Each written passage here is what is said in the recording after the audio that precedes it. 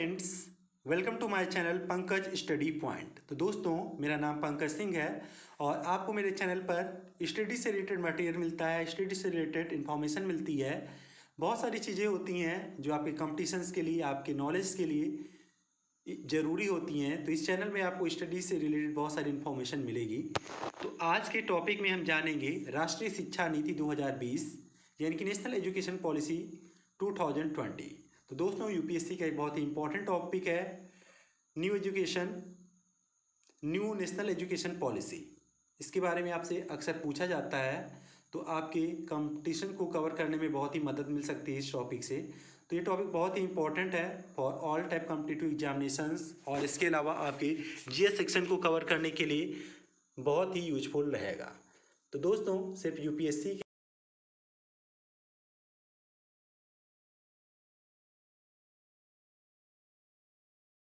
BEd defence exam, बहुत सारे competitive exams होते हैं जिसमें आपको इससे रिलेटेड क्वेश्चंस मिल सकते हैं। तो दोस्तों, आपसे रिक्वेस्ट है आप इस चैनल को सब्सक्राइब कर लीजिए, क्योंकि अगर आप एक स्टूडेंट हैं और किसी कंपटीशन की तैयारी कर रहे हैं तो आपको बहुत मदद मिलेगी। तो बढ़ते हैं कोर्स की तरफ और जानते हैं राष्ट्रीय शिक्षा नीति 2020 के बारे में। तो दोस्तों, सबसे पहले जान लेते हैं चर्चा में क्यों है, यानी कि इसकी बात आपको न्यूज़पेपर में और न्यूज़ चैनल्स पर बहुत ज़्यादा सुनने को क्यों मिली। तो सभी को पता है, हाल ही में केंद्र सरकार ने राष्ट्रीय शिक्षा नीति 2020 यानी कि नेशनल एजुकेशन पॉलिसी 2020 को मंजूरी दी है। नई शिक्षा नीति जो थी 34 साल पुरानी थी, जो 1986 से अभी तक चली आ रही थी। तो दोस्तों, यानी कि अब इस शिक्षा नीति को बदल कर जो है नई शिक्षा नीति केंद्र सरकार ने इसे मंजूरी दी है, तो इस कारण से चर्चा में है। तो ये यानी कि जो 2020 राष्ट्रीय शिक्षा नीति है, ये नेशनल पॉलिसी ऑफ एजुकेशन 1986 को प्रतिस्थापित करेगी, यानी कि उसे रिप्लेस करेगी। मेन पॉइंट्स इसके क्या है, यानी कि प्रमुख बिंदु क्या हैं। राष्ट्रीय शिक्षा नीति 2020 में शिक्षा की पहुंच, समानता, गुणवत्ता, वहनीय शिक्षा और उत्तरदायित्व जैसे मुद्दों पर विशेष ध्यान दिया गया है। नई शिक्षा नीति के निर्माण के लिए जून 2017 में पूर्व इसरो प्रमुख डॉक्टर के कस्तूरी रंगन की अध्यक्षता में एक समिति का गठन किया गया था। इस समिति ने मई 2019 में राष्ट्रीय शिक्षा नीति का मसौदा प्रस्तुत किया था। राष्ट्रीय शिक्षा नीति यानी कि नेप 2020 वर्ष 1968 और वर्ष 1986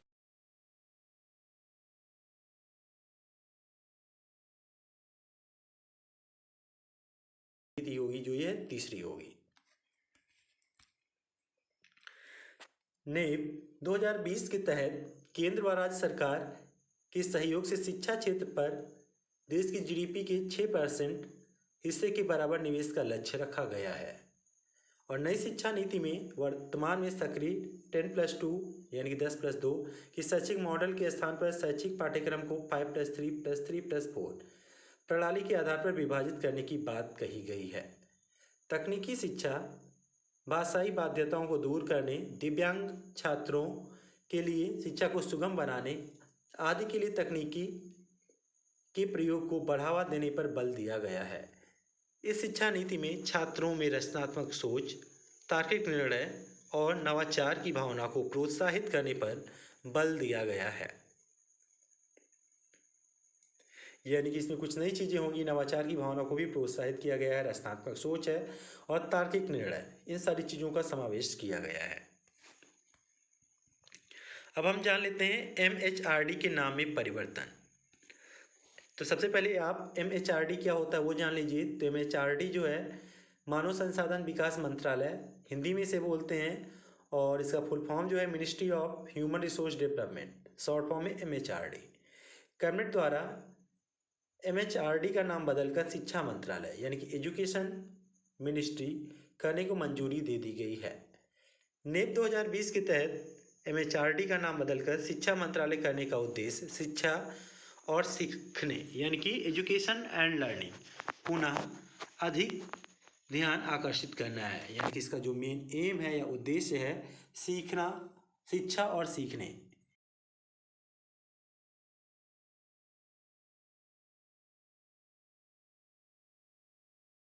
दोस्तों 3 वर्ष से 8 वर्ष की आयु के बच्चों के लिए जो शैक्षिक पाठ्यक्रम है उसे 2 ग्रुप में यानी कि 2 ग्रुप में बांटा गया है, 2 समूह में बांटा गया है।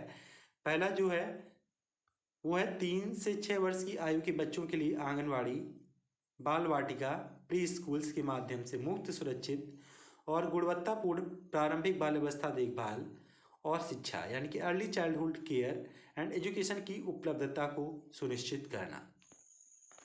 दूसरा जो ग्रुप है वो है 6 वर्ष से 8 वर्ष तक के बच्चों को प्राथमिक विद्यालयों में कक्षा 1 और कक्षा 2 में शिक्षा प्रदान की जाएगी।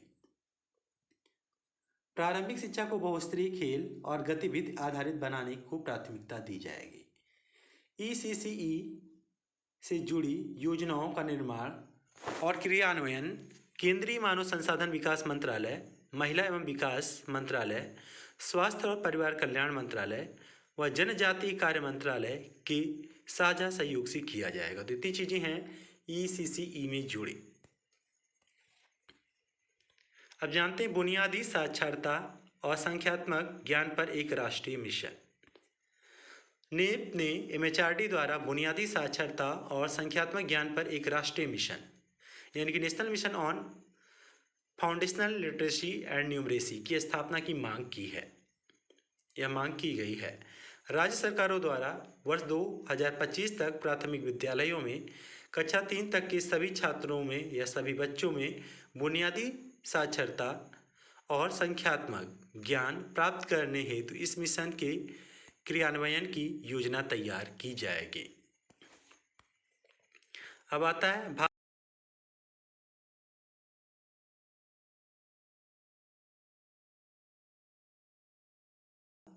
स्थानीय या क्षेत्रीय भाषा को अध्यापन के माध्यम के रूप में अपनाने पर बल दिया गया है। साथ ही नीति में मातृभाषा को कक्षा 8 और आगे की शिक्षा में या शिक्षा के लिए प्राथमिकता देने का सुझाव दिया गया है। स्कूली और उच्च शिक्षा में छात्रों के लिए संस्कृत और अन्य प्राचीन भारतीय भाषाओं का विकल्प उपलब्ध होगा, परंतु किसी भी छात्र पर भाषा के चुनाव की कोई बाध्यता नहीं होगी, यानी कि कोई भी जोर जबरदस्ती नहीं होगी, कोई बाध्यता नहीं होगी।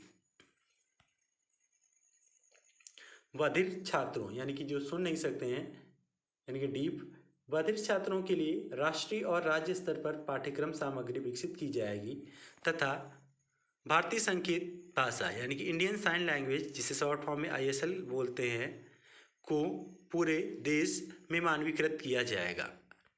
नीति 2020 के तहत भारतीय भाषाओं के संरक्षण और विकास के लिए एक भारतीय अनुवाद और व्याख्या संस्थान Indian institute of translation and interpretation यानी कि शॉर्ट फॉर्म में से बोलेंगे IITI फारसी, पाली और प्राकृत के लिए राष्ट्रीय संस्थान या संस्थान नेशनल इंस्टीट्यूट और institute of for Pali, Persian and प्रकृति स्थापित करने के साथ उच्च शिक्षण संस्थानों में भाषा विभाग को मजबूत बनाने एवं उच्च शिक्षण संस्थानों में अध्यापन के माध्यम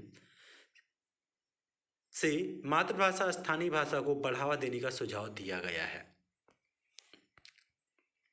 पाठ्यक्रम और मूल्यांकन से जुड़े सुझाव। नीति 2020 में एक ऐसे पाठ्यक्रम और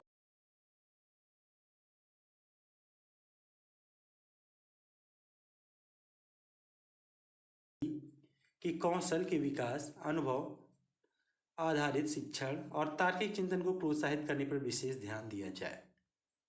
इस नीति में प्रस्तावित सुधारों के अनुसार कला और विज्ञान, व्यावसायिक और शैक्षणिक विषयों एवं पाठ्यक्रम व पाठ्येतर गतिविधियों के बीच बहुत अधिक अंतर नहीं होगा। कक्षा 6 से ही शैक्षिक पाठ्यक्रम में व्यावसायिक शिक्षा को भी शामिल कर दिया जाएगा। इसमें इंटर्नशिप की व्यवस्था भी की जाएगी। राष्ट्रीय शैक्षिक अनुसंधान और प्रशिक्षण परिषद यानी कि national council of education research and training, इसको तो आप सभी जानते होंगे, क्या बोलते हैं NCERT। बहुत सारे लोगों को NCERT का फुल फॉर्म नहीं पता होता, तो फिर से आप जान लीजिए। National council of education research and training द्वारा स्कूली शिक्षा के लिए राष्ट्रीय पाठ्यक्रम रूपरेखा यानी कि national circular framework for school education यानी कि NCFSE शॉर्ट फॉर्म में बोलेंगे 2020-21 तैयार की जाएगी। NIP 2020 में छात्रों को सीखने की प्रगति की बेहतर जानकारी हेतु नियमित और रचनात्मक आकलन प्रणाली को अपनाने का सुझाव दिया गया है। साथ ही में इसमें विश्लेषण तथा तार्किक क्षमता एवं सैद्धांतिक स्पष्टता के आकलन को प्राथमिकता देने का सुझाव दिया गया है। जो छात्र कक्षा 3, 5 और 8 के स्तर पर स्कूली परीक्षाओं में भाग लेंगे उन्हें उपयुक्त प्राधिकरण द्वारा संचालित किया जाएगा। छात्रों के समग्र विकास के लक्ष्य को ध्यान में रखते हुए कक्षा 10 और कक्षा 12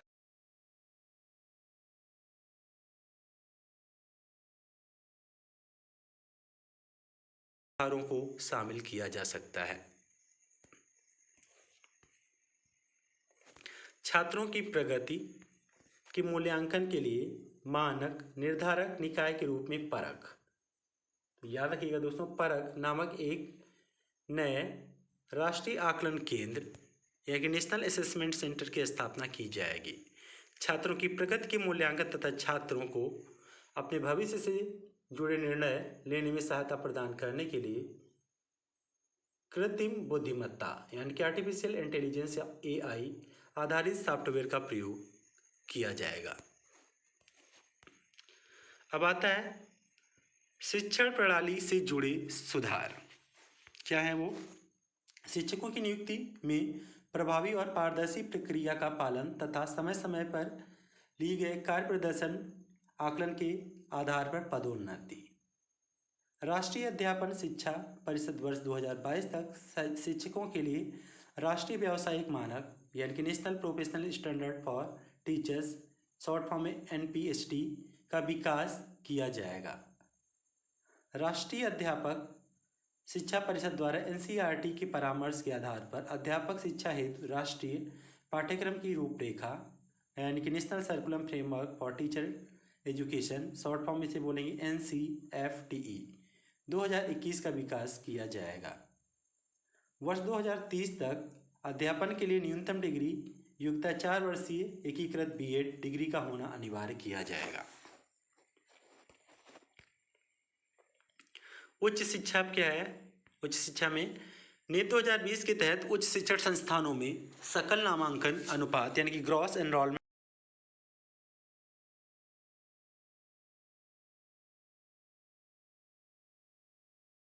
के साथ ही देश के उच्च शिक्षण संस्थानों में 3.5 करोड़ नई सीटों को जोड़ा जाएगा। NIP 2020 के तहत स्नातक पाठ्यक्रम में महत्वपूर्ण सुधार किए गए हैं। इसके तहत 3 या 4 वर्ष तक के स्नातक कार्यक्रम में छात्र कई स्तरों पर पाठ्यक्रम को छोड़ सकेंगे और उन्हें उसी के अनुरूप डिग्री या प्रमाण पत्र प्रदान किया जाएगा। जैसे 1 वर्ष के बाद सर्टिफिकेट, 2 वर्ष के बाद एडवांस डिप्लोमा, 3 वर्ष के बाद स्नातक की डिग्री तथा 4 वर्ष के बाद शोध के साथ स्नातक। ये नए सुधार हुए हैं। विभिन्न उच्च शिक्षण संस्थानों से प्राप्त अंकों या क्रेडिट को डिजिटल रूप से सुरक्षित रखने के लिए एक एकेडमिक बैंक ऑफ क्रेडिट, बहुत ही अच्छी चीज़ है ये, एकेडमिक बैंक ऑफ क्रेडिट दिया जाएगा, जिससे अलग अलग संस्थानों में छात्रों के प्रदर्शन के आधार पर उन्हें डिग्री प्रदान की जा सके। नई शिक्षा नीति के तहत MPhil कार्यक्रम को समाप्त कर दिया गया है। भारत उच्च शिक्षा आयोग चिकित्सा एवं कानूनी शिक्षा को छोड़कर पूरे उच्च शिक्षा क्षेत्र के लिए एक एकल निकाय के रूप में भारत उच्च शिक्षा आयोग यानी कि higher education commission of India HECI का गठन किया जाएगा। HECI के कार्यों के प्रभावी और प्रदर्शितापूर्ण निष्पादन के लिए 4 संस्थानों या निकायों का निर्धारण किया गया है। तो पहला क्या है इसमें से? विनिमय हेतु राष्ट्रीय उच्चतर शिक्षा नियामकीय परिषद यानी कि national higher education regulatory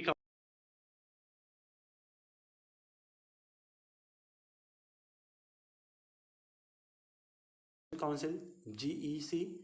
third क्या है, वित्त पोषण उच्चतर शिक्षा अनुदान परिषद यानी कि higher education grant council HEGC। और फोर्थ है प्रत्यायन, राष्ट्रीय प्रत्यायन परिषद यानी कि नेशनल एक्रेडिटेशन काउंसिल यानी कि NAC या NAC।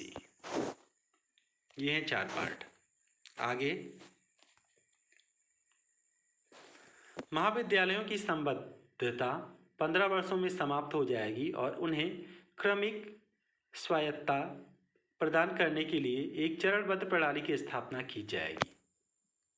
देश में IIT और IIM के समकक्ष वैश्विक मानकों के बहुविषयक शिक्षा एवं अनुसंधान विश्वविद्यालय यानी कि multidisciplinary education of research universities short form में MERU या MERU की स्थापना की जाएगी, जो IIT और IIM की तरह ही होंगे यानी इनके समकक्ष होंगे। अन्य सुधार क्या है, शिक्षा मूल्यांकन योजनाओं के निर्माण और प्रशासनिक क्षेत्र में तकनीकी के प्रयोग पर विचारों की स्वतंत्र आदान प्रदान हेतु राष्ट्रीय शैक्षिक प्रौद्योगिकी यानी कि नेशनल एजुकेशन टेक्नोलॉजी फोरम यानी कि राष्ट्रीय शिक्षक प्रौद्योगिकी मंच NETF नामक एक स्वायत्त निकाय की स्थापना भी की जाएगी। यह अन्य सुधार में आता है। तो दोस्तों, ये थी नेशनल एजुकेशन पॉलिसी से रिलेटेड कुछ इन्फॉर्मेशन। आई होप आपको समझ में आया होगा और आपके कंपटीशंस के लिए यूजफुल साबित होगा। केवल कंपटीशन के लिए नहीं, आपके एजुकेशन पार्ट के लिए भी बहुत ही इंपॉर्टेंट टॉपिक है। तो दोस्तों, thanks for watching. Please like, comment, share and subscribe my channel.